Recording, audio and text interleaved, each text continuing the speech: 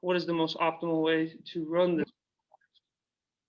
If you guys have any suggestions, or if you think that maybe you'd like it if we did this, or maybe if you like if you did that, I'm very open to hearing what you guys might want. Now, of course, some of you might want to be able to do, you know, I don't know, to watch TV during class or something like that.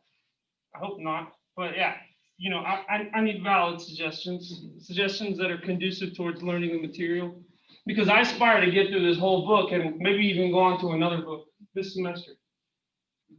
Because this is just Euclidean geometry, guys. There's really cool stuff called non-Euclidean geometry. All right, it's actually what occurs near the intense space-time curvature near a black hole.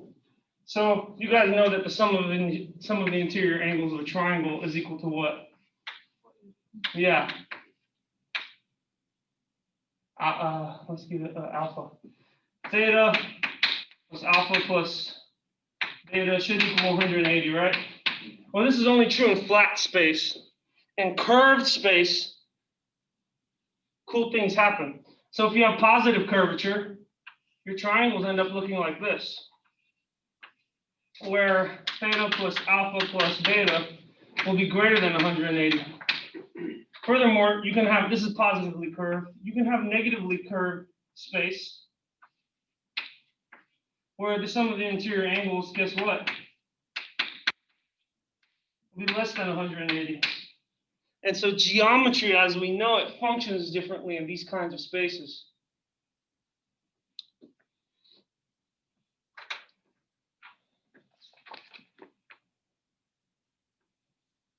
But the cool thing is, if you zoom in on any patch here, you zoom in far enough on any small differential patch, it looks like flat Euclidean space. That's why those flat Earth people think the Earth is flat. Do I have any flat Earth people in here? Okay. You're right locally, you're not right globally. All right?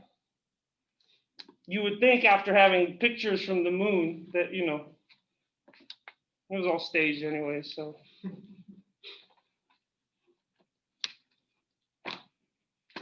The moon landing was staged on Area 51, guys.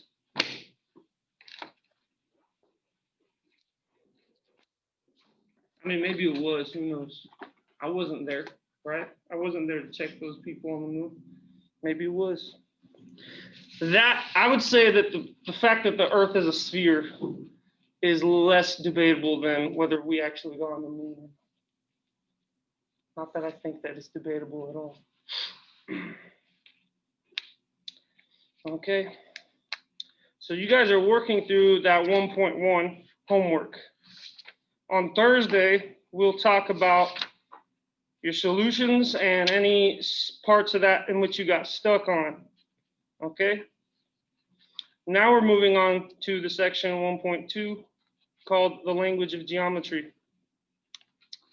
I will say that at this point in the book, it seems as if this stuff is all stuff you've seen before, and it pretty much is for the most part.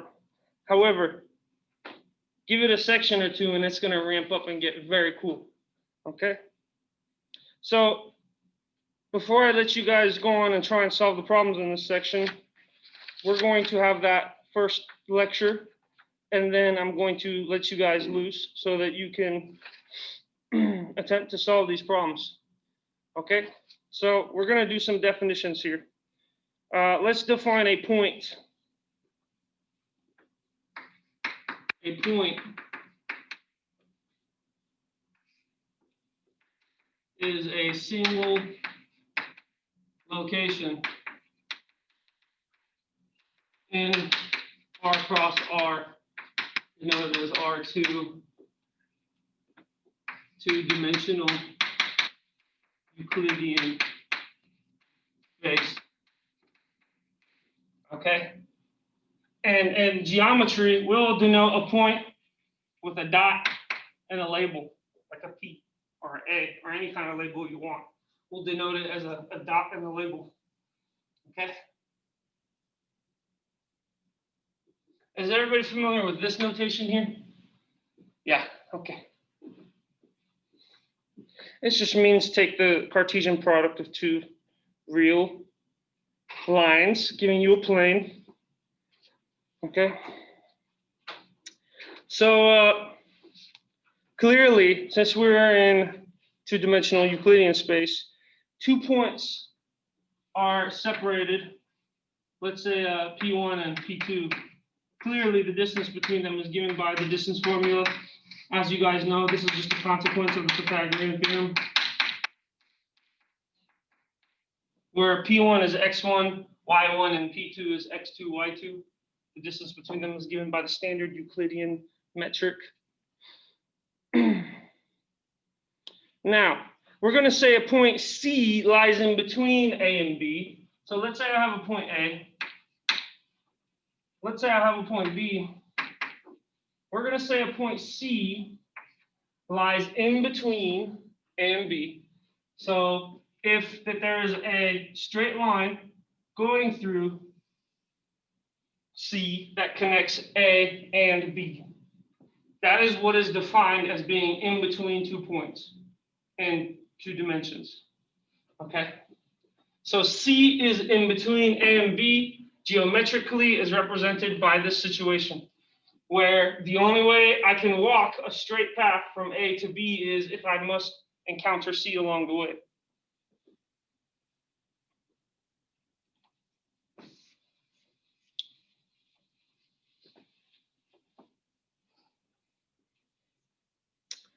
Now let us talk about a line segment.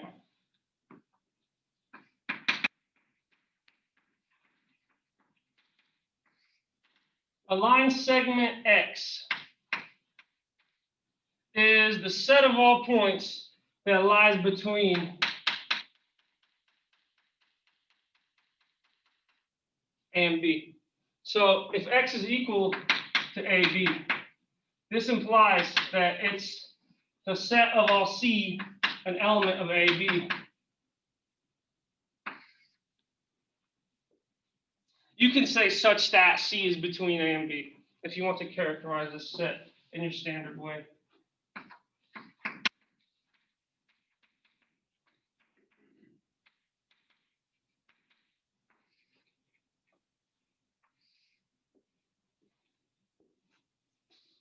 So I denoted the X in orange because it's supposed to represent all of these points here. Okay. So we've been talking about congruence. Last class, we were trying to establish congruencies between figures. A figure is just any kind of curve or drawing in R2. So, you know, something like this is a figure. Okay.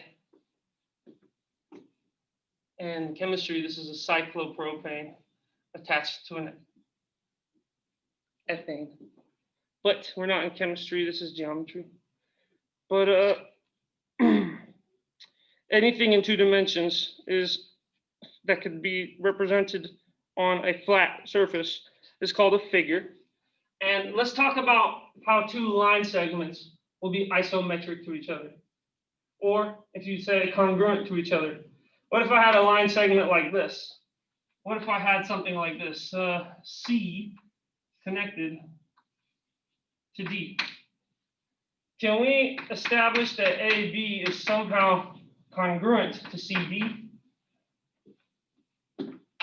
And recall I noted that congruency in geometry is analogous to isomorphisms in abstract algebra.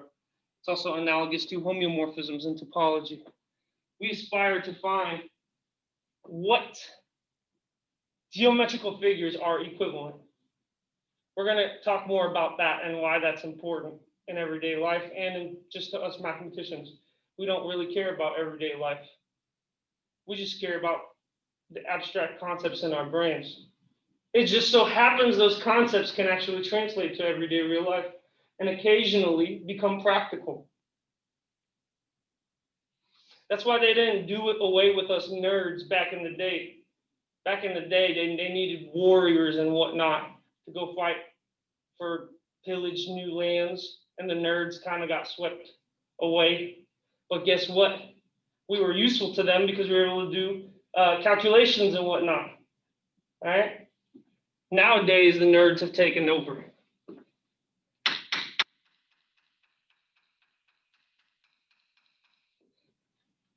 Can we establish that AB is congruent to CD? Geometrically speaking.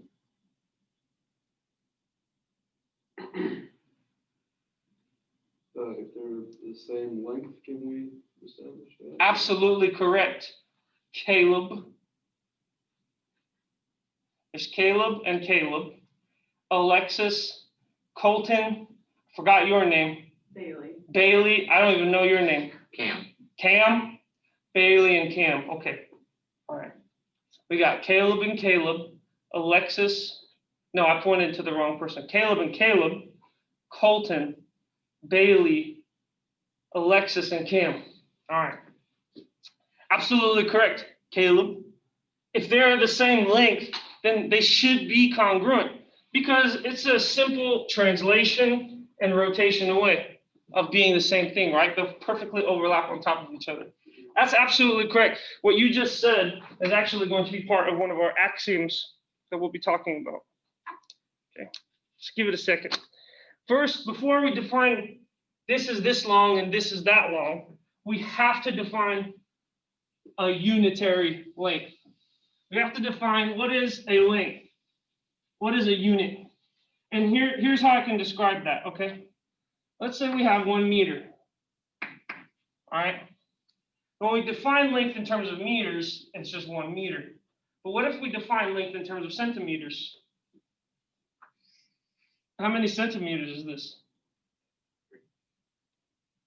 100. 100.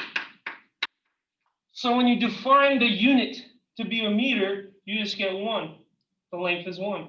When you define the unit to be a centimeter, you get the length as 100.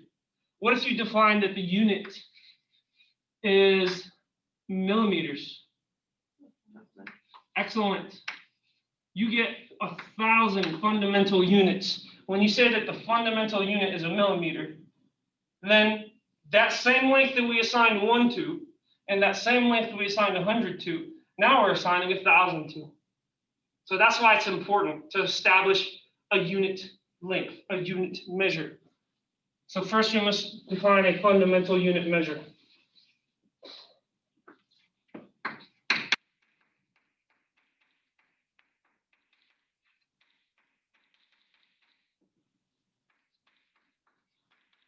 Fundamental unit length.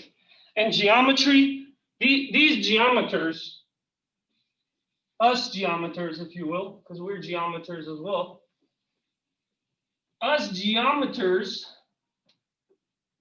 we don't, we're really like, we don't let grids and lines get in our way.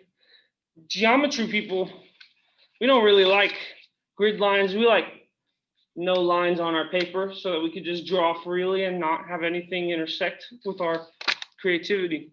So the way they think of a unit, they say, okay, let's start out with a dot.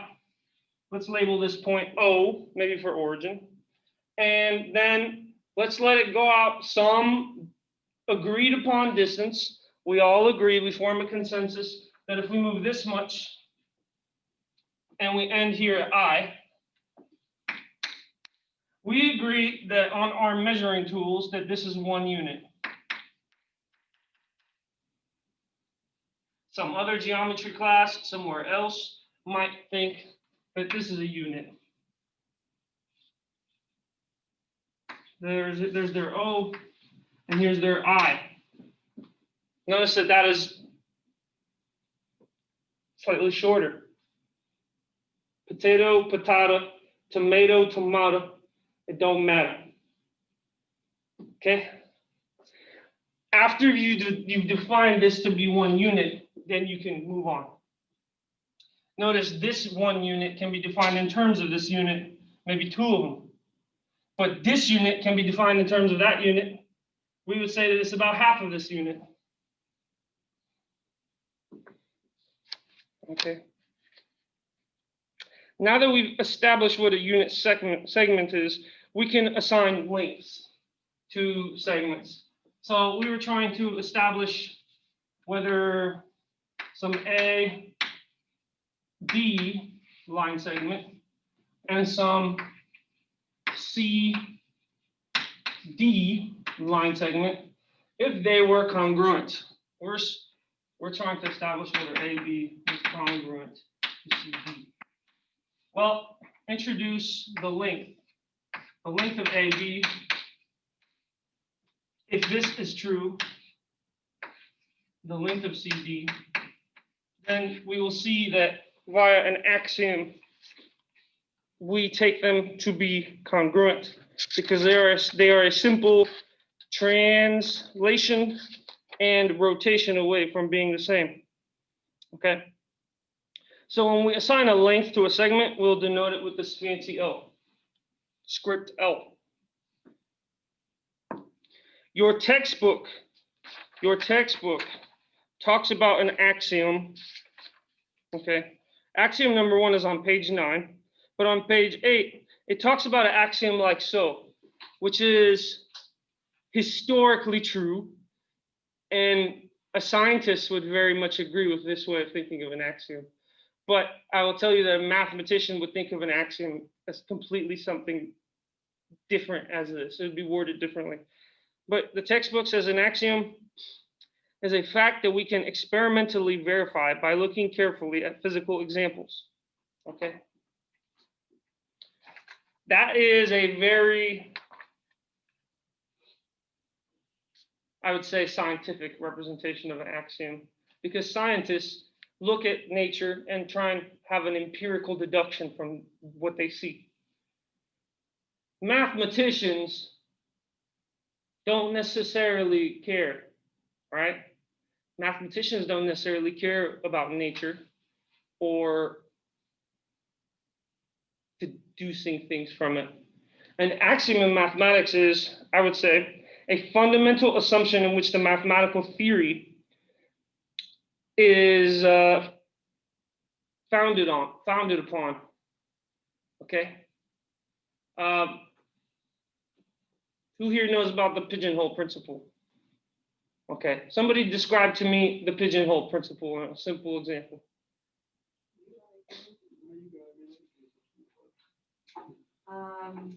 So if you have more pigeons than you have pigeonholes, then like if the pigeons are going into the pigeonholes, then some are gonna, more than one is gonna have to go into at least one of the holes. Absolutely right. Here's a little tiny example. Let's say we have 2 pigeonholes and 3 pigeons. Oh man. Oh man.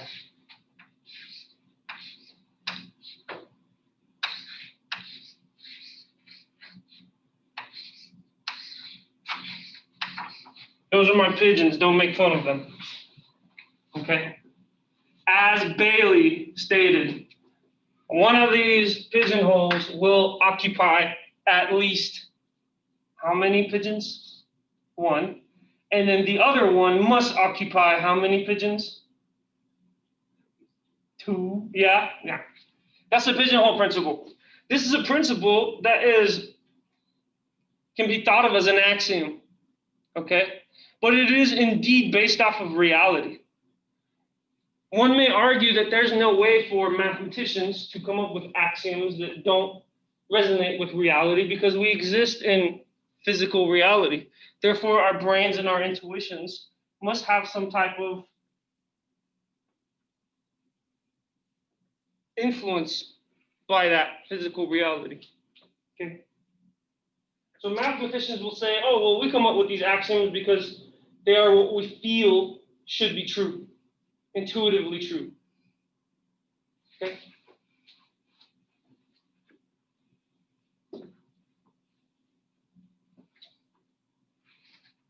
So after we say that, that is where we come up with this axiom number 1. It's one of Hilbert's axioms. David Hilbert while he was trying to overhaul geometry and deal with the conundrum of the parallel postulate, came up with his own version of the Euclidean geometrical postulates, such that they were more based off of logic and set theory versus just pure geometry. That's why we can tie geometry to set theory. Before it was not really like that. All right, so we are doing a more modern version of geometry. Okay, here's axiom number one.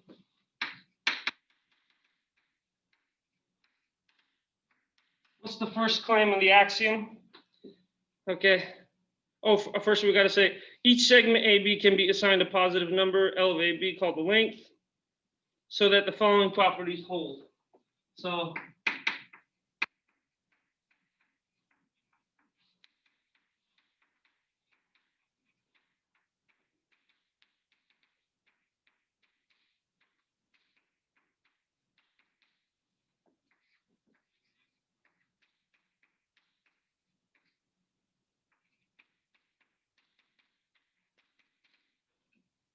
property number one, the length of the unit segment is 1.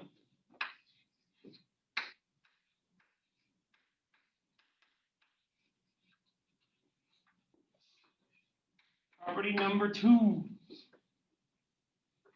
segments are congruent if and only if they have the same length.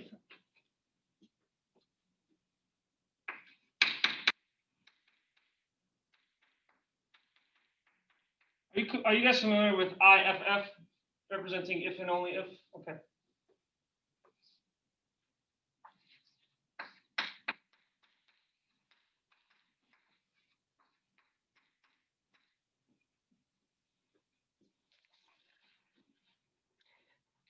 All right. If A, B, and C are 3 points with B between A and C, then we get this property.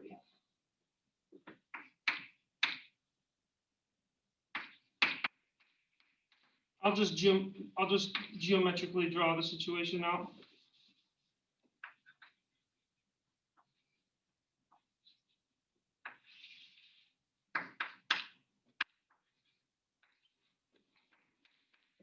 If oh, you know what? Here's B, C is here. If AB is a line segment and C is a point between,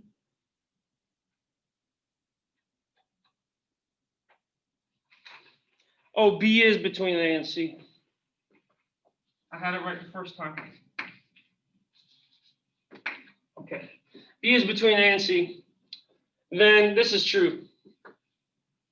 The length from A to C, this is intuitive here, should be the length from A to B added to the length from B to C.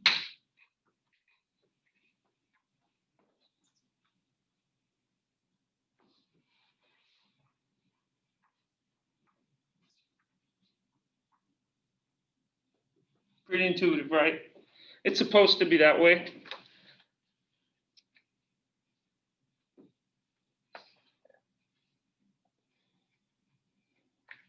Although one might ponder, how is humanity going to discover truths that are non-intuitive if all of our fundamental axioms are intuitive?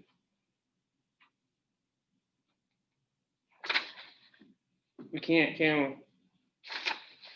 Maybe that's why we're stuck on certain problems, like stuck on how to develop a theory of quantum gravitation.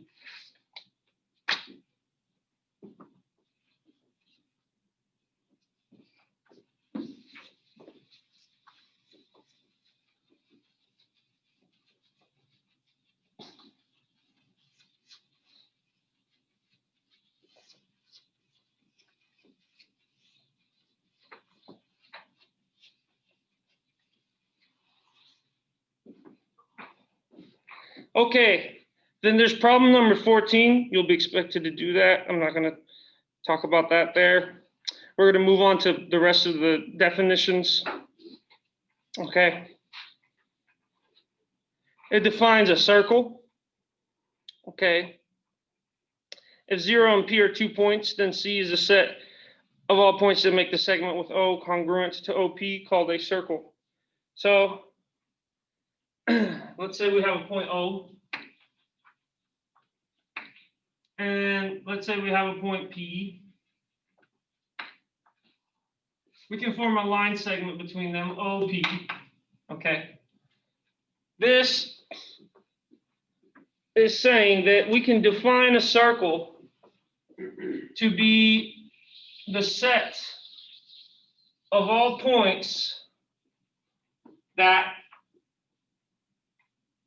their line segments have the same length as OP if they start out at O, right?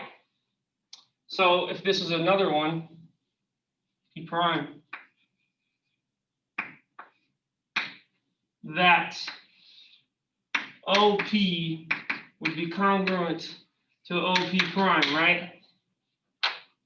And why are they congruent?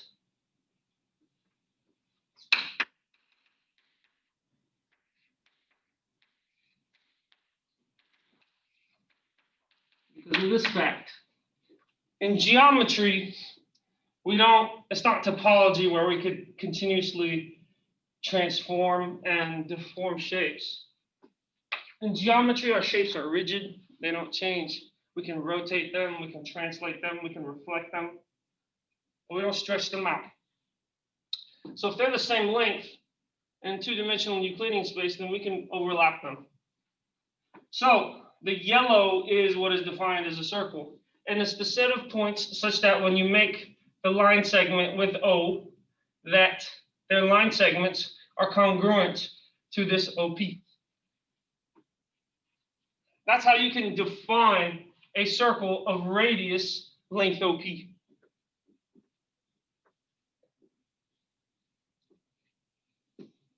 And then it talks about the definition of a diameter. It's a very geometrical definition of a diameter.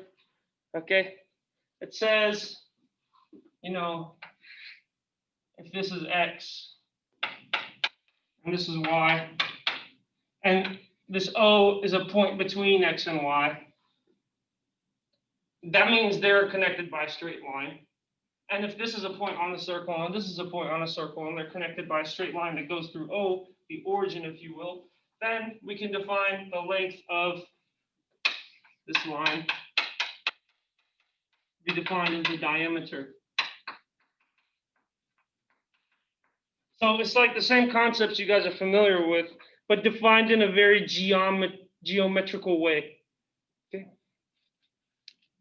Moving on. Let's talk about the definition of a ray.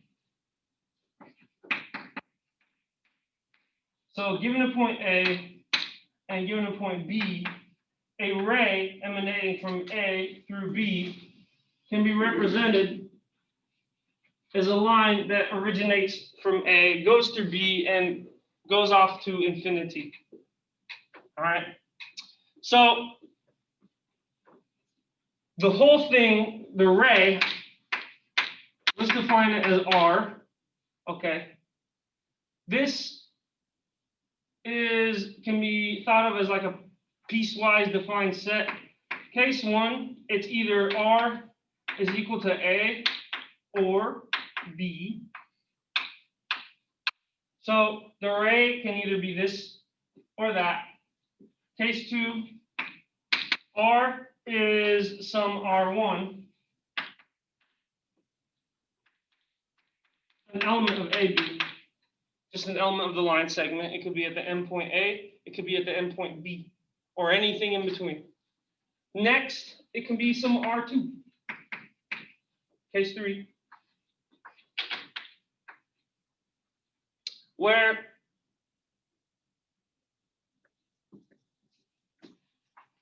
if all the way here at infinity, here's R, then R2 is in between your B and your R. Your R2, if you will.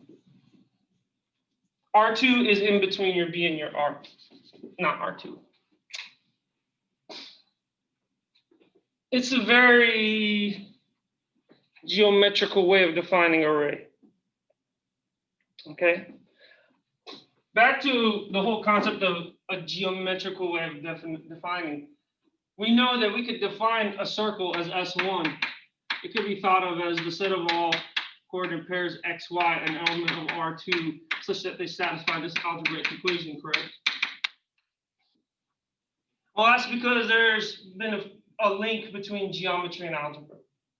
Okay, this is the link between geometry and algebra of a circle. Okay, but that link wasn't there before. When geometry was actively being studied, the link between algebra and geometry was not apparent. Actually, it was not discovered by the Greeks at all. It was scholars that came after the Greeks that made those discoveries near the regions of Mesopotamia. So they're the ones that actually created trigonometry and basically took the torch of enlightenment a little bit further. Okay. So historically, first this geometry stuff got created, then algebra and trigonometry, which that gave us the bridge to defining it like so.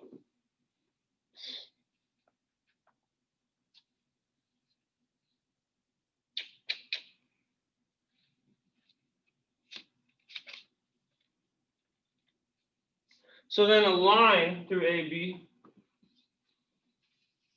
We defined array, it's in your book, and a line.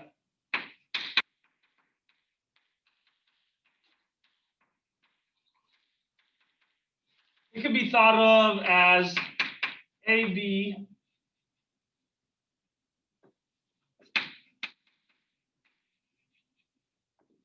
union BA.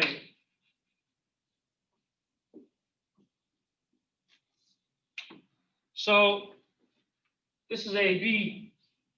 This would be BA.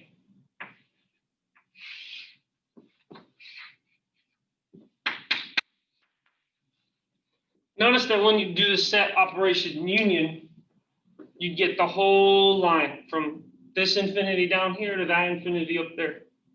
Okay.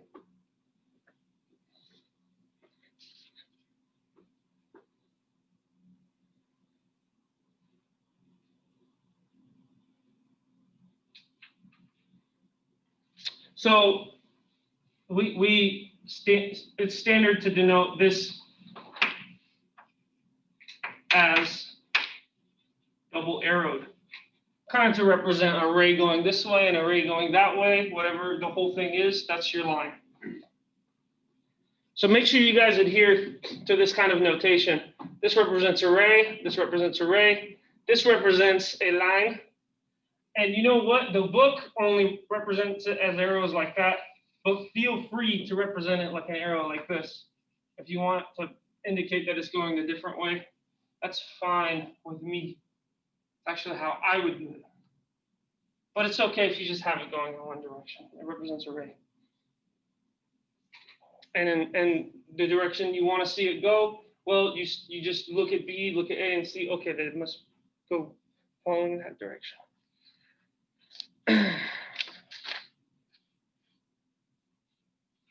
Okay, then there's problem number 15, where you're going to do unions and intersections of these situations here.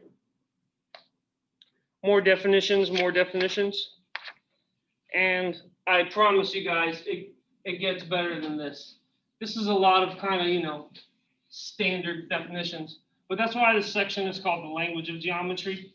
We have to define what we talk about all the time. We have to sit there and define all of them before we can start doing fancy stuff.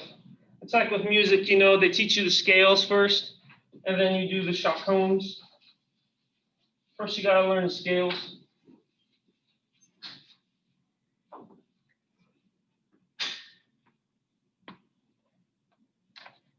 So, let's say we have a line that divides the plane into two sides. Call it line L.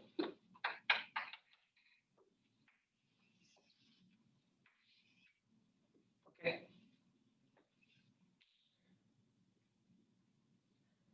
So let's say we have some points E and F.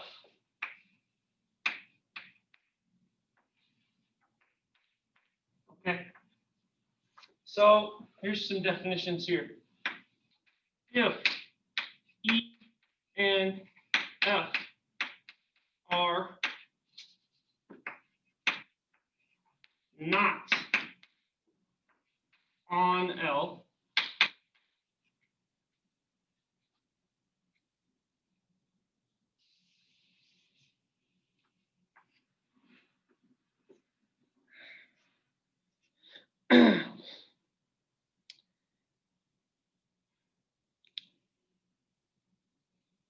let's define E and F. Let's have them just hang out there for now. And let's define some C and D because we need to define it like this first.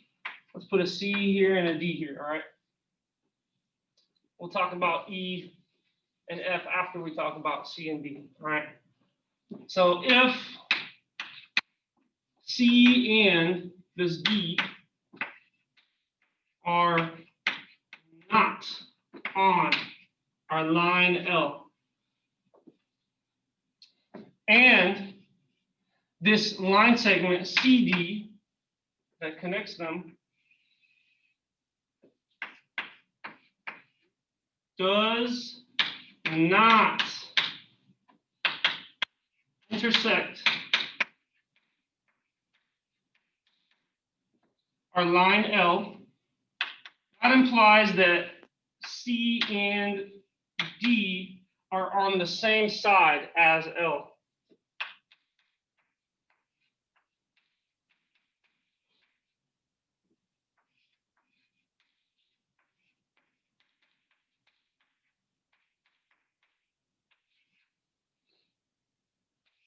So this is how you define how to be on the same side as L.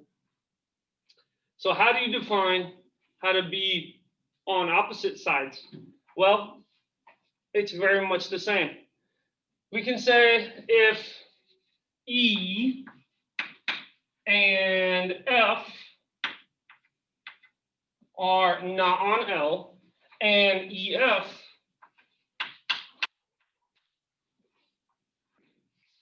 does intersect L, then E and F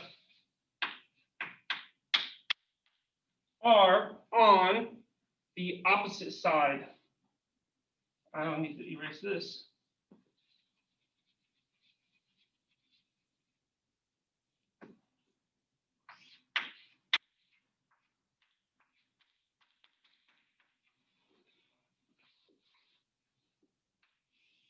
Make sense? It's pretty standard. Okay. All right. But as you guys know, math is very, very tricky. These very simple definitions, when you're thrown into a complicated problem, they begin to become harder to deal with if you don't understand them fundamentally. Okay.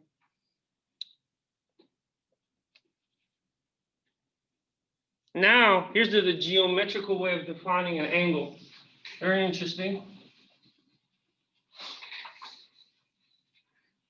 So let's say you have some point A. Let's say you have some point B. And let's say you have some point C. Let's say we connect A and B with a ray. Call this ray AB, arrow. And let's say we connect AC. Call that AC, arrow. We can define this angle theta in a geometrical way. We define theta to be the union of the two rays.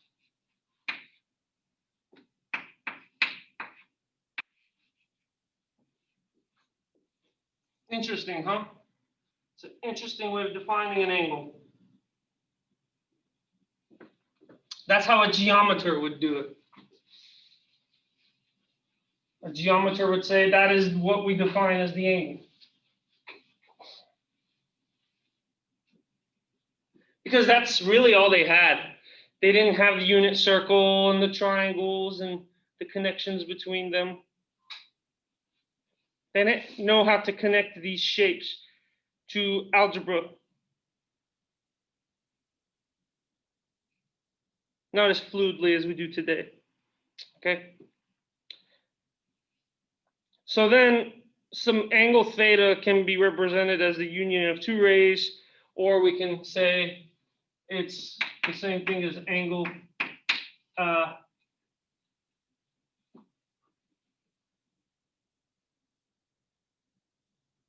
ABC, or I would call this BAC, angle BAC. Or it's the same thing as just angle A, meaning, oh, your point that's at the vertex, just call that the angle A. So now let's talk about what it means for a point to be interior. Let's say some point D here. What does it mean for this point to be an interior point? Well, we'll extend this out. Instead of ray AB, make it the line AB. And instead of ray AC, make it the line AC. Okay.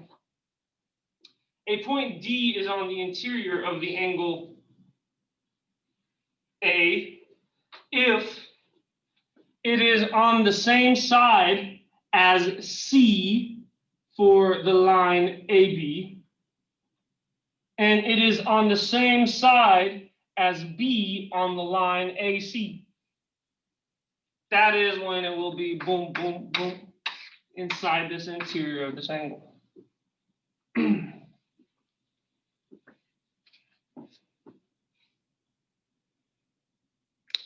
Points that lie on the same line are said to be collinear. I'm just going to say that. If A, B, and C are 3 points that are not collinear, then the triangle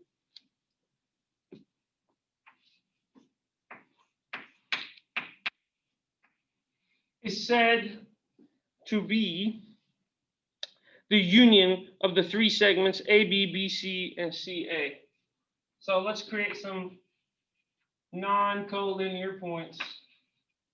Call this A, call this B, call this C. The triangle is defined as the union of these segments. AB, AC, and BC.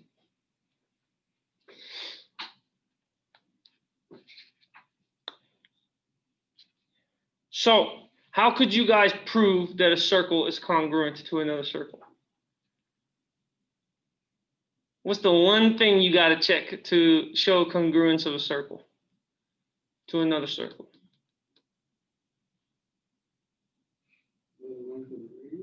Yes. If they have the same radius, then they can be shown to be congruent. Just translate one onto the other, and they will overlap. What about triangles?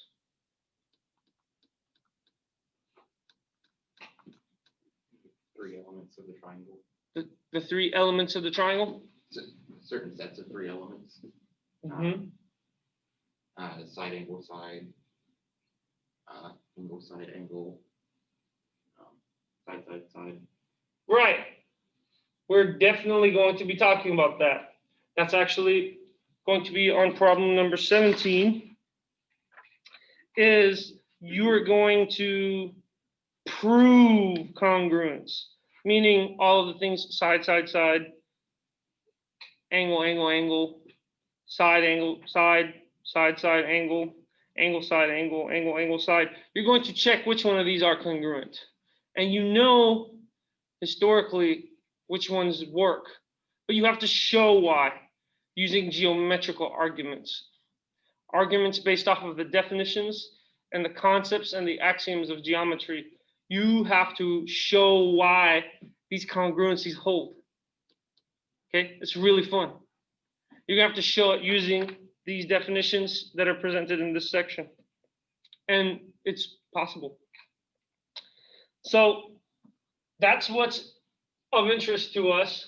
What aspects of a triangle what aspects of a pair of triangles do we need to be able to correlate to see if some triangle ABC is congruent to some triangle YXZ, where it looks kind of like this?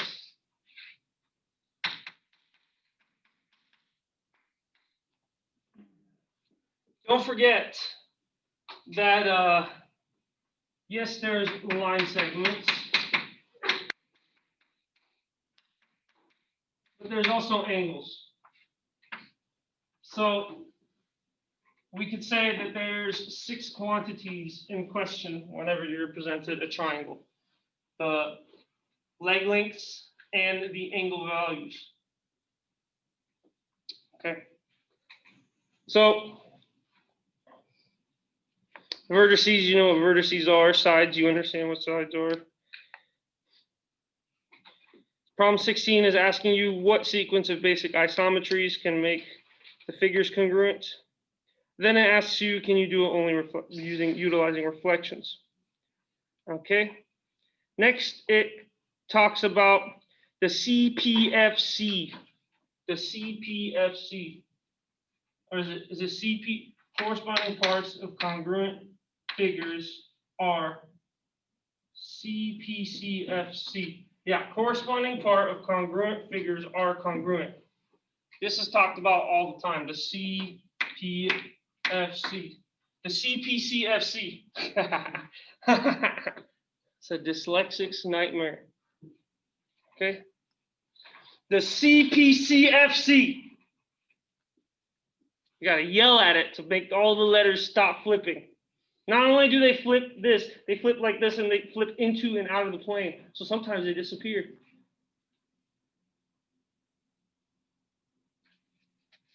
Jeez Louise. All right. So get started on today's homework. Get in groups and start working on the problems. And I'm going to come walk around and you can ask me questions and whatnot. Cam, get with an individual that has a book. I encourage collaboration with others in this class, so I want you guys to get together and learn with each other.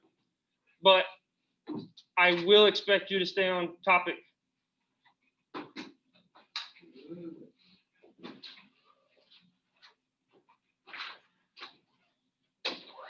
And on Thursday, we will go over section 1.1 problems and then move on a little bit to the next section.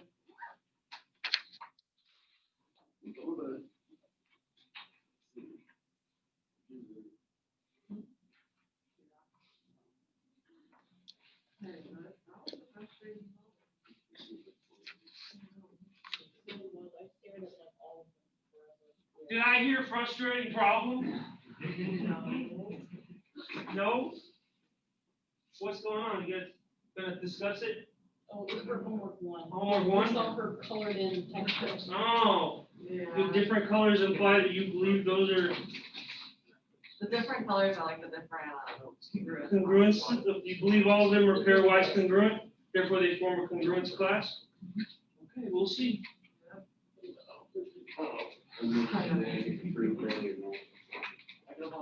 Yeah, you're gonna prove Bailey wrong? Yeah, I live for that. Yeah, you want me to keep score? Yeah, it hasn't happened. Okay, right now it's Bailey 1, you 0 right now. I'll keep score. I'll keep mental score. Hey, notice how problem 13 says without marking each step. It doesn't say anything to the other one. Apply your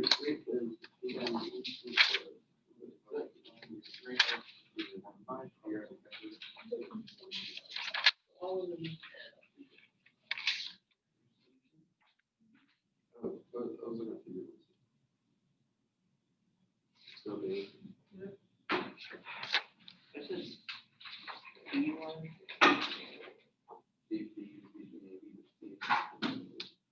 That's what I thought. This is a straight to the dash I had.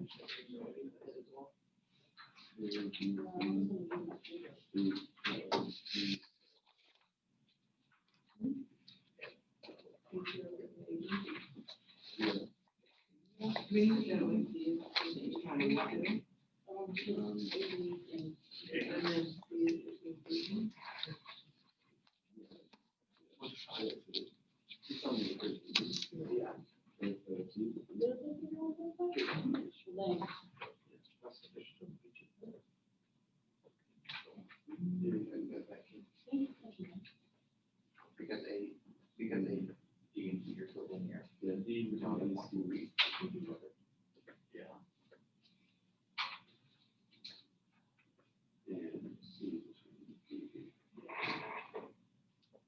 Okay, sweet.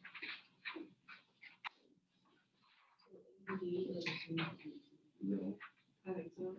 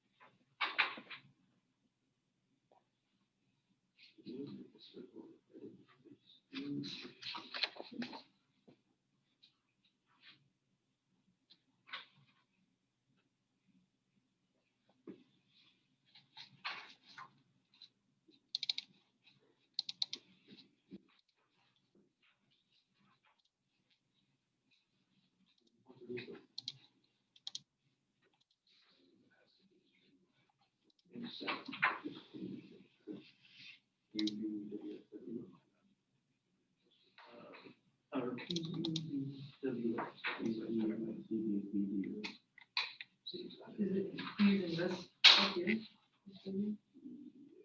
Yeah. Is that what? BB? Yeah, you see it. Yeah. I'm thinking D works for A and B. Or you just put them like halfway through.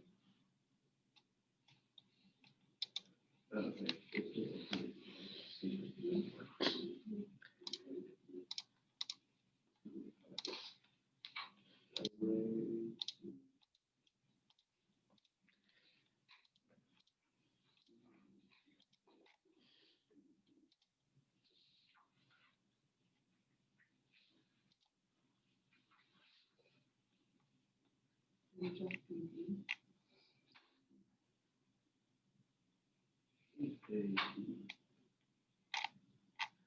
Wait.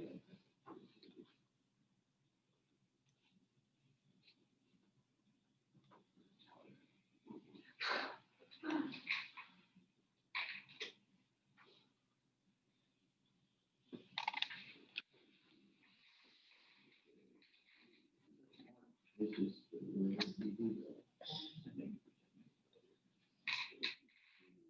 need to mark them together. Wouldn't it be the whole line? Oh, yeah. You just do. Yeah. I'm assuming that that's the process. Yeah. Like. So not that over or like. That's what I'm saying.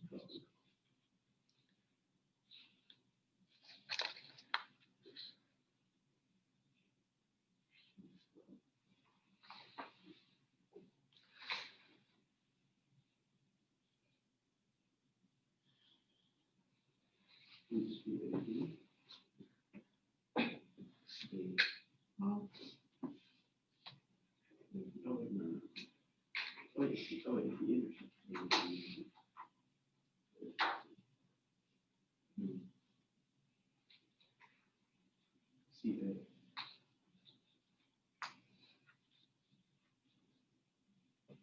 yeah. Right?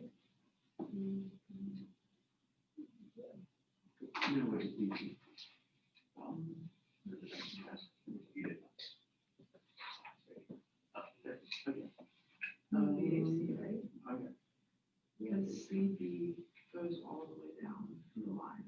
And AD goes all the way down that line. If you have Is this the same thing? BC first, the BC we did on this side, and then AD. It's CB. So this one, and then AD. Which is that way. Okay. So that's what is corresponding. Yeah, that's what that is. Okay.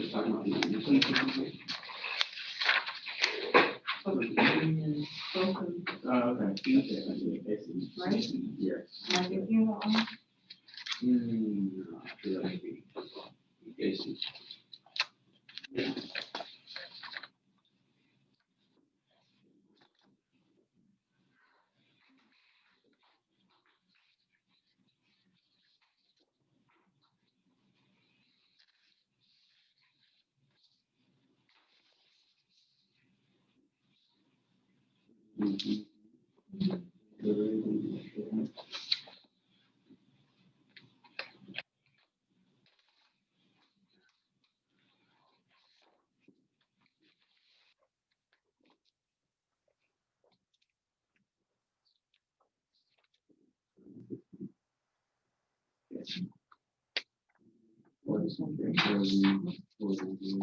Oh, and here's.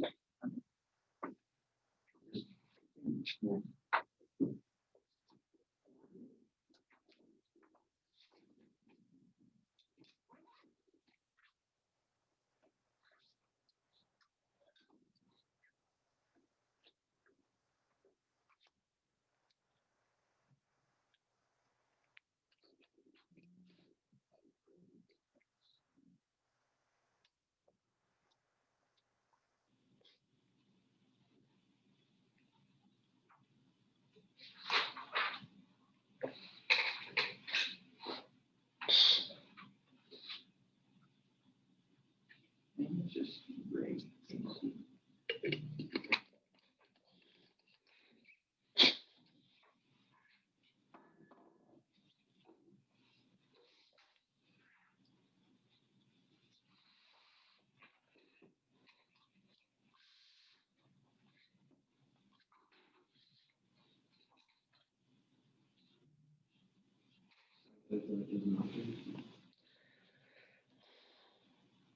Why not?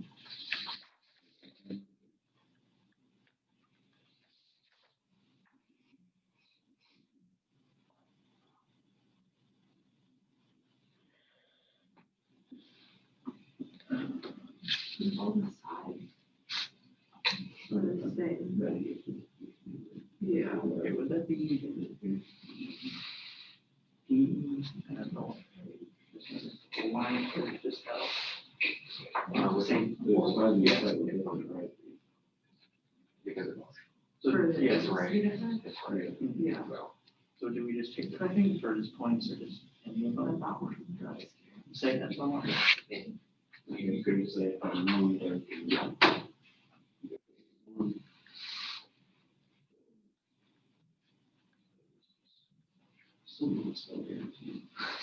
just kind of get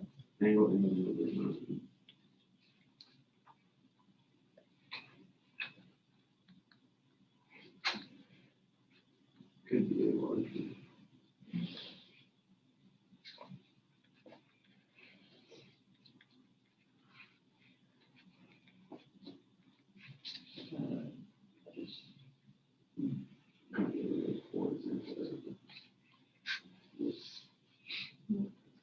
It's not the ray, but it'd just be this.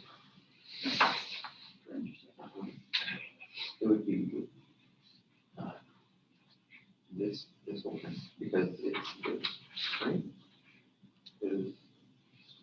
It's right, it's not rated BC, it's rated B, so it's Oh, so it this is, way yeah, and this way. okay. Yeah, It's this I segment. think it's not similar to, because like if you have two sides, then one, Or, and I guess, I just remember my name. one angle that's the same. If it's, yeah. if the angle is the same, then like the opposing side has to be the same between both, right? If they're both the same length, since both those sides are the same length, there's an angle here, then in this case, the same, these two sides are the same. But the idea is situation. Yeah. Yeah, maybe.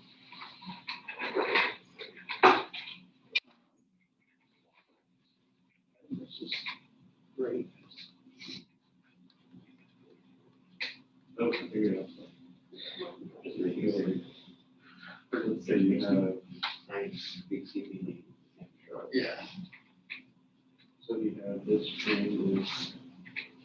And then you say that measuring this side, and then I'm wondering with, this angle. but with this one, I think it's gonna be, it has to be this It does, angle. it has to be in that order. I think so, because the one after it is side by side. And yeah, okay, yeah, you're right. So I think like the number 4 would be your drawing. Deciding what side you get. So, yeah.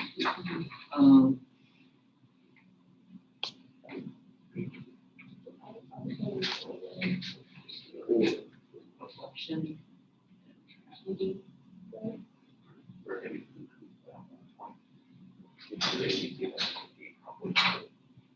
Yeah, like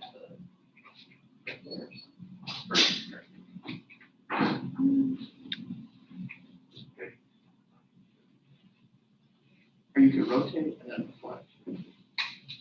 And it's so secure. Alright, we did it. Wait, So go ahead and sign button. Oh, the point key. What were you gonna show with your? that's congruent right now, I'm like, wait, it's one, there's one across. Because if you alter that one side, or that one angle right there, then.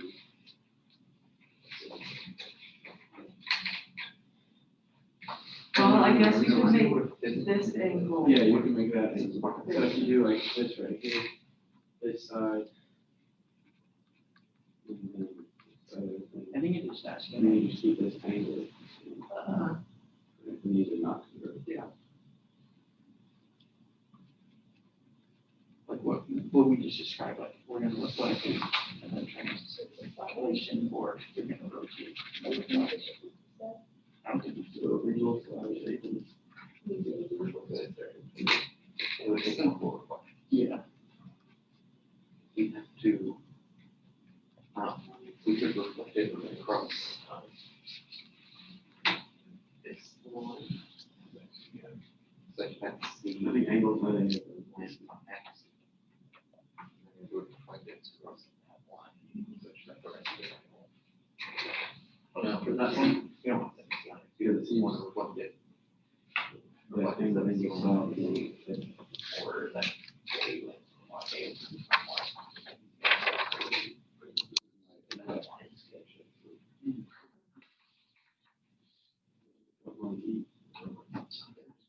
not gonna be solid.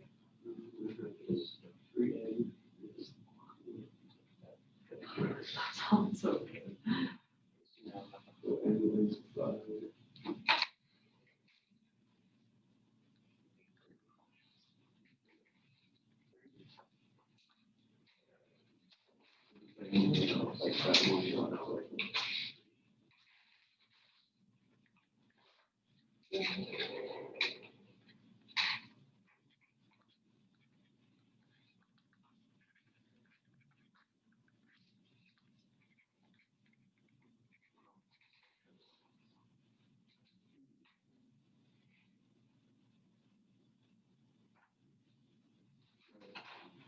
makes sense to do that.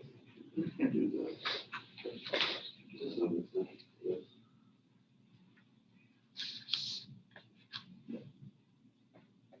Could you just make the other two lines longer? Kind of, Yeah. I think. Something like that.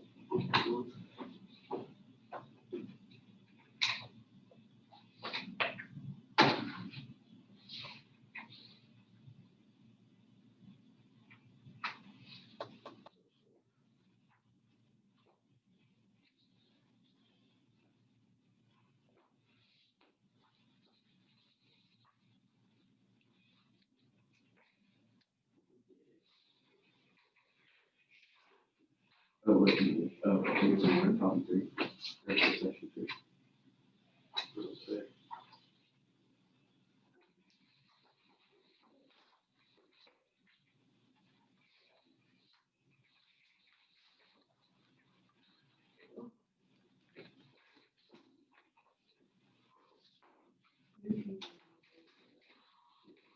Sure. Are you gonna have that related except we only do a bunch of, we don't have that. Right? No, we just started like Until the end of February. February, February, yeah. You do have some more. You don't have on here yet. I email that said it was only like an 8-week class. Yeah, I've heard that it's meant for student teachers, and so that's why they're having the evening, and they don't want to take up too much of their time. And I also heard since only one credit hour class, Oh, so, for an hour and a half, you have to like offset. Gotcha. That makes sense. We have like a 16-week semester. Just look at it. You need for. Finally? We're like 20 minutes before school started basically. And, that was stupid. so Would you have your sports out? reflected No, along it's gonna take a while. this time. I missed one question on that portion. I think I missed one question. You have to get like a 240 to pass, and I got like, I think the highest is like a 300 or something. Yeah. And I got like 40, that's the highest. I hope I get those reading ones, man, I don't know. I think when you figure it up, I think you have to make like a Okay, 70 yeah. or 80. Okay. That's reasonable. A little bit more stuff. Yeah, I ended up having to do They're gonna be like, they're not passed. That's what they get at. Yeah. I think Taylor would lose as well, he'd probably be pretty upset with me. He said that he had to take the ODAT like 3 or 4 times and not pass it. Really? I think if you'll get 4 times and then pass that, consider a different career. You'd be like, okay, if I can't handle this.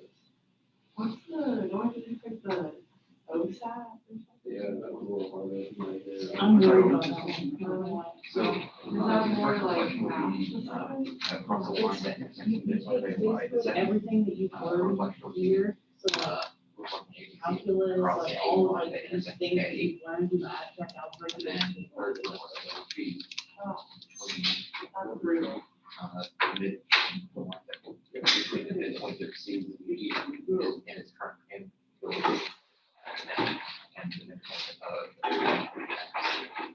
Yeah. What that'll look like. It's not the ODAT open stuff, though. To me, it was just like a glorified ACT. No, the answer. I don't have to think it. I don't know why, but it was something. Did you take the writing portion? Yeah, I took the writing, so. That just shows that that's not an actual test. When it's down, they're requiring people to actually take it, they're just trying to find a way to plug it, not based on that one. I think their goal was to encourage more people, like, in that profession, like, oh, hey, you don't have to take the ODAT as long as you like the ACT with writing. I think they're trying to encourage it. I think they're also trying to save people money. But that's expensive. And if you already took the ACT with writing, like, you showed that you're competent. You've already done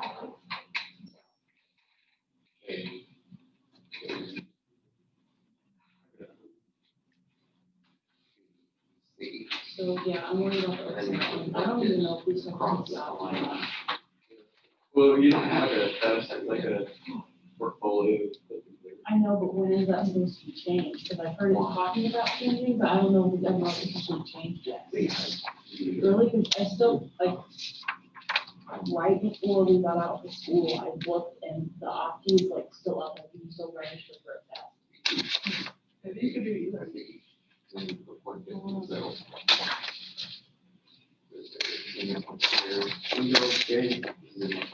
We have a scrimmage on Thursday. Well, I'm saying, like, Yes, class is over. I applaud these two because they stayed very on task. Everybody else, ACTs and SATs are nice, but keep it about geometry.